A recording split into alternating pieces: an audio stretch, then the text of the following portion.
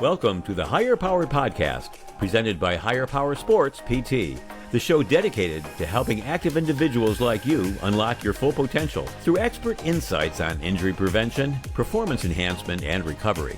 Kurt Kessler is a board-certified specialist in sports physical therapy and an athletic trainer. In each episode, he and his guests bring you the latest evidence-based strategies to help you move better, feel stronger, and stay injury-free. Let's learn together.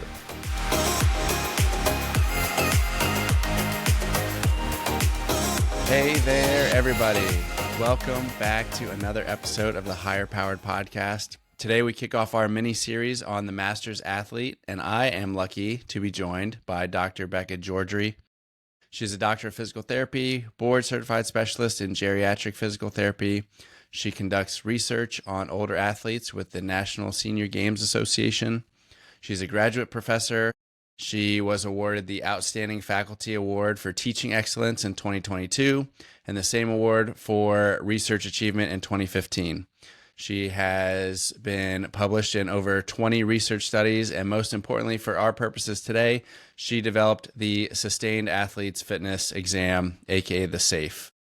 Now, I've only been around Becca in person for 2 days of my life, but her exam that she developed has been with me each day since for the past 2 years. I had the privilege to volunteer at the 2023 Senior Games in Pittsburgh and helped administer the SAFE. And so I wanted to bring her on today to discuss how she developed it and how we can properly implement it. So Becca, thank you for coming on today. Thank you for having me. It's great to be here and great to see you.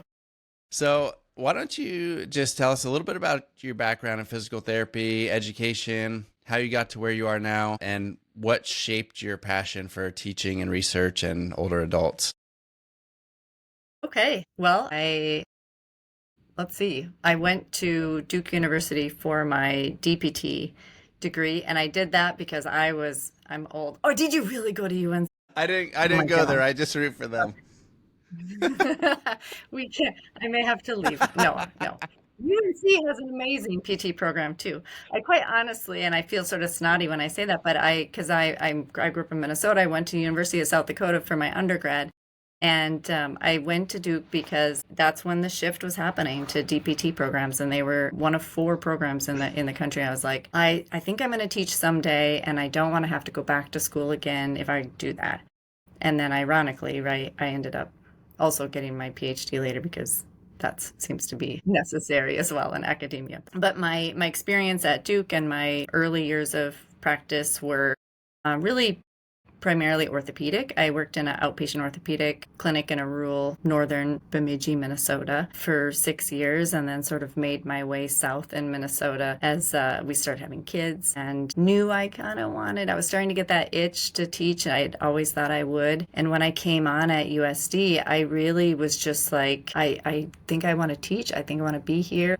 I'll do whatever you say, right? I'd been working in a rural area, so I'd seen a lot in outpatient. I felt really comfortable jumping on wherever they needed me. And they said, well, we really need somebody in geriatrics. And I'm telling the truth now. One of my husband's relatives, will remain nameless, as I was talking to him about this job, he said, don't kind of the funny duds do geriatrics? And I was like, I guess that's me then, because I feel like I'm just going to do this. And I have lots of feelings about that now. So I had enough hours to sit for my GCS. I studied for my GCS, sat for my GCS, and took on our course that I now call PT for the older adult, and a bunch of general stuff. I jump in most classes doing a lot of basic, transfers, gait training, things like that. I teach a class on rural health, and I love academia. I had anticipated when I came in, though, that I would do the minimum amount of research necessary to keep this job. I had no intention of loving the research side. Everything was going to be teaching. And we sort of talked about it like you're just going to eat your vegetables and do the research. And in the end, I found this beautiful relationship between being able to do sort of clinical work and keep the data and make that research. And so now I love my research agenda. I've made it teaching this work with the SAFE and with older athletes. So my journey has been one of just learning to love things that I thought I wouldn't love. Stats software is super fun. Asking questions of stats software is super fun. I could spend all day doing that now, which is crazy. There's no way that you publish 20 research studies and not love it to some degree. So it was there like at what point did you realize that you loved research, or what did you realize that you loved about it? I mean, I think when I realized that I had a great mentor. Dr. Lana Sven was our chair here, and the first time that I had to sort of pick a research study, I was really just randomly picking. And she said, "Is this what you want to do?" And I was like, "No." And she goes, "Then don't do it." And I think that was the best advice, was just, you need to find something that you actually feel passionate about. And I really stumbled into working with senior athletes, but once I started the SAFE as just a service project with my students as a way of promoting physical therapy in the state of South Dakota. I had a bunch of PT students willing to go and screen older athletes. And my husband's brilliant idea, he said, "You should probably make this a research project if you're going to keep doing this, and you're like collecting things on people." And that is where that love of research came, because I was doing something that I enjoyed doing that came very natural to me, and that didn't require an expensive lab or a bunch of equipment. And that's the sort of research that I needed to be doing. So it was not really a big shift. Now it's just like learning how to use statistical software and run stats and a quick PhD. And that was right there, right? It's awesome to see what is born out of passion and just desire for learning, because that to me is where this kind of all came from, is your interest, and you just kind of pursued what you're interested in, pursued what you're passionate about. And then it starts as this little thing, and now the SAFE is a big giant thing. So it's just so cool. So can you tell us what exactly is the SAFE? Right. So I think I'm wondering if a lot of your listeners are more sports oriented, maybe less geriatrics oriented. Yes. And they may say, "Oh yeah, the fuddy duds are on today." I wouldn't, right? I treat in ortho, so I'm do all kinds of ortho things as well, not just geriatrics. But I always said I would never do sports because I didn't want to send people back in the game hurt. So I have to get back to your question. How did the SAFE start? So when I went to go study for my GCS, was sort of simultaneously the South Dakota Physical Therapy Association reached out to our program and said, "We need to send somebody from our organization to the state senior games in South Dakota. There's a bunch of people there doing sports. We should probably send some PTs and have a presence there, promote PT. Can someone go? Do a screen or something?" And I was like, "Sure." I'm studying a million different functional tests right now. It was really budding in the world of geriatrics. And so I had all these different tests running through my head, and I was like, I'll just find the one for older athletes. And I had all my books open and all my articles out, and I realized that did not exist. And so I mishmashed different tests together, put them in different categories, thinking, well, like, what can we cover if one were to make a screen for an older athlete population? And I put together something that in my files, I think it's called elderly screen, elderly adult screen, something, elderly sports screen. I'm not sure what it's called. It doesn't look great, but it has a lot of the same tests in it already at that point in 2009 that I have in the SAFE now. Anyway, so the screen has evolved because I spent a lot of time with that population, testing, messing up, learning, sort of like I think you learned when you went to the SAFE with us, where you walk in and you think, I'm doing a fall screen, and then you realize these people could level me. So within the SAFE now, we've got it down to 4 categories. It is a screen. I don't want to call it a formal assessment because there's so much more that needs to be done after you would test someone here, but it is a really good jumping off point for an older athlete. We've got it into cardiovascular, muscular fitness, flexibility fitness, and balance. And within there are a battery of tests within each.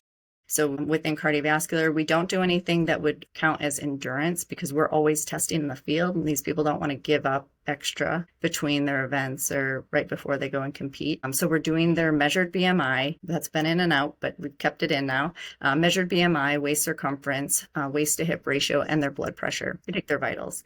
We get into muscle fitness, and we do 5 times sit to stand, and we do maximal walking speed, looking at the power side of muscle fitness. And then we do grip strength as a screen of their overall more static strength. And then we get into flexibility. We just do a quick overhead flexion, supine, active range of motion. We do active dorsiflexion with their knee straight. And then we do modified Thomas test. If they can't lay flat on the plinth, that is where our posture test comes in. And that was really just a test. Our statistician at the time said, just collect everything.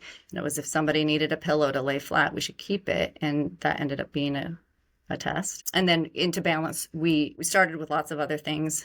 We ended up with single leg stance, eyes open, single leg stance, eyes closed, and single leg stance on foam. We had eyes open in there for a while, and it just was too easy for them. So I also said we'd never make a composite score, but the athletes really wanted a composite score in the end. And we found that statistically, it's easier to make the test work for different ages and genders. It doesn't have a ceiling or a floor in this population with a composite score. So we have it broken down. So there's a 20-point total score that someone can get across those 4 domains of fitness. So that's a long answer of the SAFE. And then you also have the unpublished component of Wendy, who the listeners will get to know next time. But I remember if like someone would score 19 or 20 or something like really close to the top, she would then drag me out to the hallway with that athlete and, do a couple other different tests to, basically show them that while they scored well, there are still areas to improve upon and that X, Y, and Z can help them. So yes, Wendy's like the unpublished, whatever you want to call it. Published. So we just published the tool. So you guys can get to the tool, and the Journal of Aging and Physical Activity is the tool is there, and it's on my ResearchGate if you want to go check it out. But Wendy's on that article with me because she is the mastermind behind how we put together that composite score and that busy report card. Yeah, so when they get done with the screen, we stop and we go over the report card and we say, hey, here's the areas where you might have struggled. And even if you did great, right? And Wendy, I think we should build up her entry into this podcast and get people like, listen, she's sassy. But you get this composite score, and still, even if you're at 19 and they're like, hey, I'm at 19, I'm going home. And you go, really? But how come you didn't do this faster, right? It's just a screen. So there's definitely some things in here that you could improve upon. And if you really want to be competitive next year, you should have probably blown this one out of the water and not just met the mean for the population, right? Are you really pole vaulting? So it's nice because we get to the end, and instead of saying, what I think, and really the need for the SAFE was these people, and even me, when I started with this testing, we use conventional norms of the typical older adult, and nearly everybody in this population just crushes it. They do so well, and that serves them zero. If they're trying to compete and push their body in sport, that's like taking a sedentary 40-year-old, right, and comparing it to, let's go 20-year-old, a sedentary 20-year-old and an athletic 20-year-old. You are dealing with 2 different people. And so really, it's just that people don't expect to find that athletic 75-year-old. And when they do, I didn't know what to do with those people when I was in Bemidji, right? I did everything wrong, right? You sell them short, you pat them on the head and say, you're not going to fall, so you're good. And Wendy has she has banned me from saying falls in relation to the SAFE, to these athletes. And we fought about it for a long time, but I will say this is not a screen for falls. These people that is not the need that this population has. It just isn't. They have performance goals. Yeah. So I'm going to back up just a second and correct myself a little bit. I should not have used the term unpublished when talking about Wendy because she is on these research articles with you. What I meant was, there's no Wendy section on the sheet as you go through. So she's Yeah. like the genie at the end where you rub the little lamp and out she comes. Yeah. Yeah. But for more context for anybody who's listening to this, so my experience working with Becca and Wendy and the rest of the group with the SAFE at the senior games. So the senior games, I would say, is similar to like the Olympics, but for older athletes or athletes that you would not see participating in the Olympics. So whether that's, 40, 50, 60, 70, 80 years old. The oldest person I worked with there was 96 years old. Like they have events for these athletes to compete in as their age advances. So when Becca says, comparing a sedentary 20-year-old to a active athletic 20-year-old, that's what she means when, we're talking about a sedentary 70-year-old versus someone who's competing, trying to get every last year out of competing. And what this SAFE exam or SAFE screen is designed to do is identify areas for them where either, they might be at risk for decreasing performance in a certain area. And as we know with athletes, every sport kind of carries its own set of needs. And so going through this screen in its entirety can really help bring out some areas that we as physical therapists, fitness professionals, whatever it may be, can stand to help these athletes to continue their careers, to give them more longevity, to give them more years of peak performance so that they can do what they want to do, which is ultimately compete for as long as they can. In terms of the senior games, I mean, this has been my experience with it, and you offer it as a free service. They come up, sign up for a time, and they come through, and we provide them with education and ways that they can help themselves based on their scores. And so that's my experience with it. Are you implementing this in any other settings other than the senior games? Yeah, so the senior games is where it was born. But for me, as a clinician and previously in my work in outpatient, I would say it's a great tool. I use it all the time in the clinic, but it's a great tool in the clinic.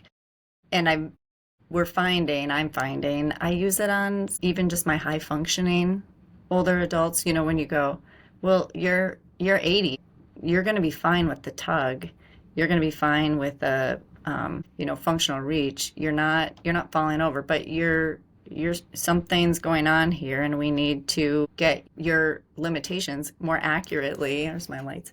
More accurately identified. So yes, it's used in the clinic. I have a lot of people using it, like in fitness gyms, if their roles are more like community based or fitness based. There are individuals using this. I know that there's some non-PTs using it, which honestly, fine, as long as they are accurately measuring and doing it correctly, so that Wendy doesn't have to come track them down. But I think it's just really, it caters to the PT's skill set, because there's goniometry in there, and there's all the tools that we use in the SAFE are tools that you should be able to find in any outpatient clinic, and most clinics in rural areas or urban areas, doesn't matter. State games wise, every state has a senior games, and so a lot of PTs do this as outreach, as service. A lot of PT programs do this, like go out and test like at a local pickleball tournament, or even if it's not like state games, like officially state games, if there's going to be a big chunk of older athletes out somewhere. I mean, you could do this you certainly could do this at like a master's swim meet or master's track and field. I haven't collaborated with those groups to date, but yeah, it's fast and easy in the clinic. And I use it loosely, even if I don't use it formally in the clinic, because how often do we forget, like, we should be measuring waist to hip ratio. Like, we a lot of times have to measure BMI anyway. We should be measuring blood pressure, especially in a population where these things are more likely to be, there's more likely to be a lot of things going on. And it's so fast. It's easy then to say, I can diagnose abnormal gait. I can diagnose weakness. I can diagnose, that they're unsteady. at the level that I'm testing, I can do all of those things. So yeah, it's done at the senior games because that's where we were ultimately. I guess I didn't finish my story, but when I was making the safe, I contacted the National Senior Games to see what they used for a screen for their older athletes, and they basically told me they didn't do anything, and they thought it would be good to have something, so I should come. And that's how I ended up at the national level, collecting data at the national level and not just at the state level. And now it's just something that the athletes expect to find when they go. But I would love for it to be something that is done more in the clinic on a regular basis. And I think actually it would be appropriate to do with a younger population as well. I think we've got a lot of middle-aged people that would be appropriately tested on the safe and would struggle to keep up with these athlete norms. I think norming it out for a younger population would be really interesting, and it's actually why we put 50 plus on our current safe report card, because the hope is that we'll eventually work our way back into middle age.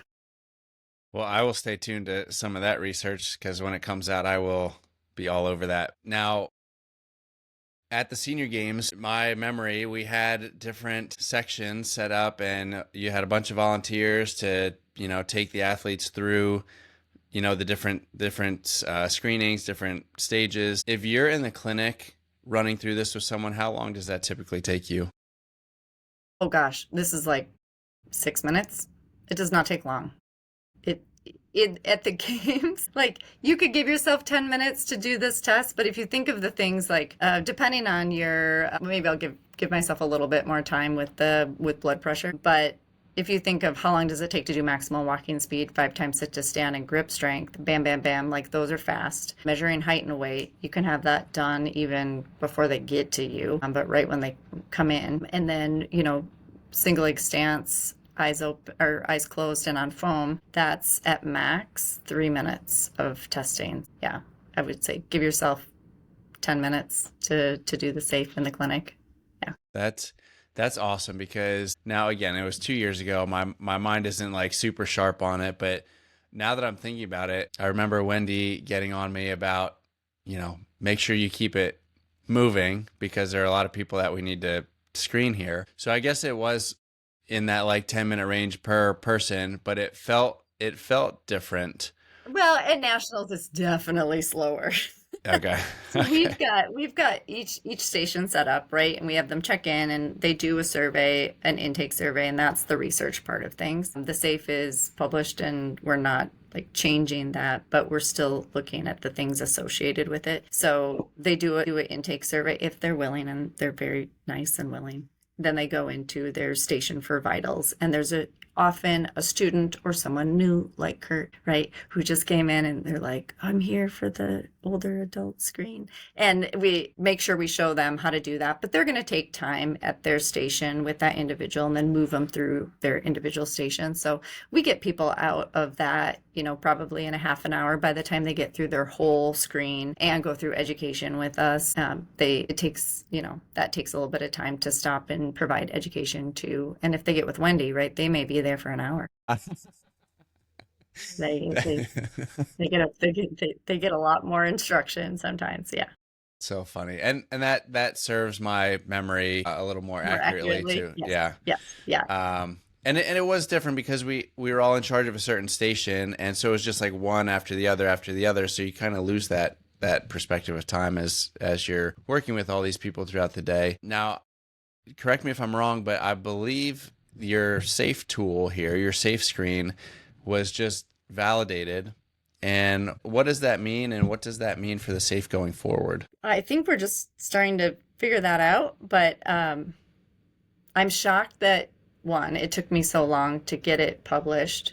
It wasn't because I was submitting it and getting it rejected. It was because I wouldn't put it out there. It wasn't ever right. But it's out there now, and because I waited and waited and waited, we have in the study, it's 4,659 athletes are represented in the norms. And because we had so many athletes, we were able to break that down into their competition age groups, so by age and gender, which means with a composite score, you can get a score for a 50-year-old male or a 100-year-old female. And those scores are pretty similar. They're landing within about a point of each other in terms of norms, like median scores. So it doesn't bottom out on the oldest, and it doesn't get too easy on the youngest because they're being compared to their peers in this population. In the article, we published the report card. That's copyrighted by Wendy and I, and that tool is accessible now to anybody that wants to check it out. And the scoring system on the back, the normative data, we published every granular bit of normative data we could. So in those 5-year increments, that's out there. The instructions are out there. So I think, and I hope, more people are going to start using it, find it and use it and play with it and give us feedback. I think I've used, statistical feedback. I've used my own experiences to let this thing morph. But I think as we move forward, like we're doing a reliability study on it this summer. I'm looking at how consistent we are between testers and within ourselves to see how well we're doing with that. And we can say anecdotally, it's easy, and all of these tests have their own pre-existing reliability that's sound. These tests have all been validated before, minus our pillow test, right? Although we validated that one on our own. So my hope is that it grows and other people, maybe somebody else says, hey, I'll do that middle-age study. Call me. Oh my gosh, I can't wait. Right? I want to see that happen. Or, I've got a friend in Florida right now doing this on community dwelling, older adults that aren't athletes. And we're seeing lower scores, but also if they're healthy, they're able to do it. And that's the other thing is like, can it be done with a less high functioning population of older people? So younger, older, different populations. I hope other people will start to play with it and look at that collection of tools, because I find it really useful in the clinic to get that cross section of cardio, muscle, balance, flexibility, like get all of that. We're using it now to look at performance in their individual sports. And that's where I'm headed with it right now. Yeah. Very cool. For providers who are interested in implementing this or using this in the future, is there like a training process to go through, or how do we get trained? How do we get certified? What does that look like?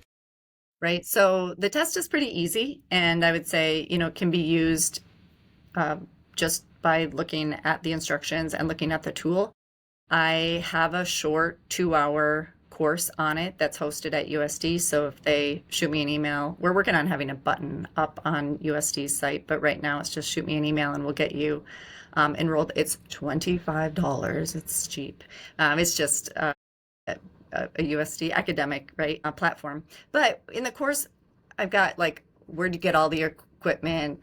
What research have you done on these things? How should this be implemented? What do you send out for your volunteers? How do you train your volunteers? So if you wanted to organize this and go out, I think it's a cool way to drum up business and get some older athletes in your clinic. If you went to, ran a safe at a 5K, 10K, I think that would be interesting. Yeah, they can go through training. It's not required. The tool is out there, but if you want more information about it, there is a short course at USD and you can get a CE, 2 hours of CE. It's online. And then I leave people on the course. So because it's academia, right, there's lots of people sitting in that course that can come back in and get back to the forms and the things that they want. We put the handouts in there. There's a little, Wendy does education within the course. So you get to hear her South African accent and her take on the older athlete, which is really great too. Why do you feel like it's important for these athletes to be tested or screened? I think so many of them have old information or misinformation. A lot of the women that we're seeing in sport were pre-Title IX. They didn't have lots of opportunities, so they're learning later in life. The runners think that running 6 hours a week is exactly what they should be doing, and they're not lifting. The lifters are not running. And we're too careful or maybe too generous in saying, oh, you're fine. That's good enough. For your age, that's good enough. And we sell them short. So I think if we're looking at this as a means of helping a population really optimize their physical health and optimize their performance, if that's what they want to be doing, let's have that. We have the data now, so we don't have to anecdotally say this is what a senior athlete is like. This is what a senior athlete is like. These are real numbers coming from this population. And then, yeah, I think I just don't want to see those individuals sold short. Yeah. You brought up a really good point with the outdated information. And in some regards, people just don't know what they don't know. And I would be willing to guess there's a lot of older athletes out there that don't know that this service, that this screen is out there and available.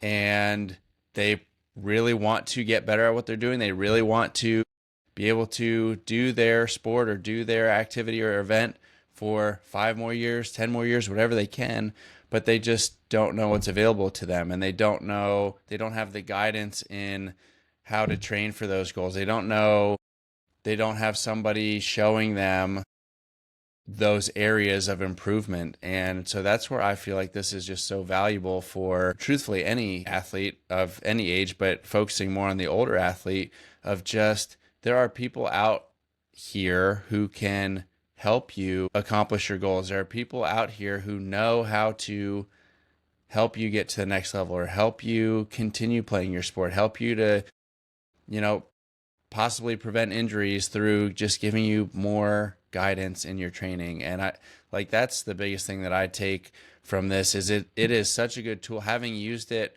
myself in your presence, just getting to see the value of it and how it brings out these different factors of performance and athleticism that just present opportunities for education, present opportunities for growth and improvement in these athletes. And it has completely changed the way that I view, one, older adults in general, but two, older athletes. And I'll never forget this. That group of athletes that I got to experience during that week, I've never seen a more motivated group of people. You think about young athletes who, assume they're motivated. You assume, they want to get better at what they do. You assume they want to play forever.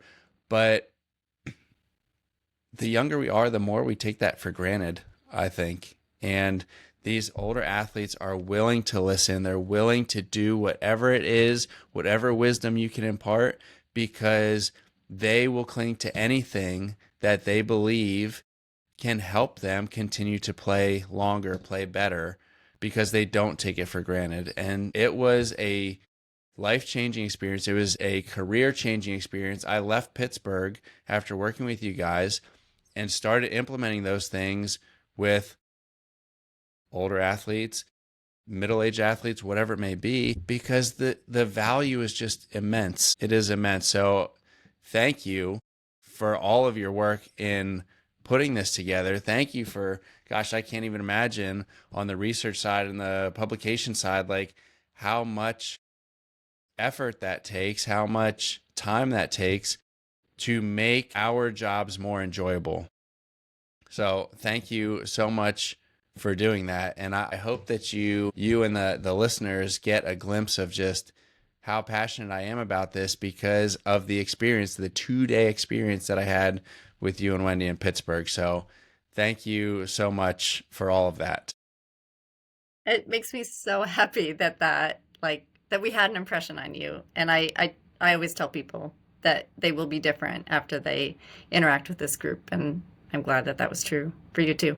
It is such a special group because, I've never had terrible challenges with getting patient buy-in, but it just makes it so much easier when they're seeking the information, when they're seeking the guidance. And that was probably the biggest thing that stood out. And I just loved interaction. I still have pictures that Wendy took of me working with people, and I can look at those pictures and still remember like the conversations I was having, the ways that the things on their scorecard that I was helping them with. I remember what state they're from because it just had that big of an impact on me. It was awesome. Yeah, I remember. I think of these people all year long and get so excited when I see them come back and they go, "You remember me?" And I go, "Yeah, you changed my life." Right? Like, you're the reason I X or whatever, it's, you have no idea what's possible at 80, at 70, when you are in a general population clinic, treating every day. Yeah. Yeah. Yeah. Well, I just want to thank you one more time. And assuming you want to be found, where can people find you if they have more information on or more questions on this?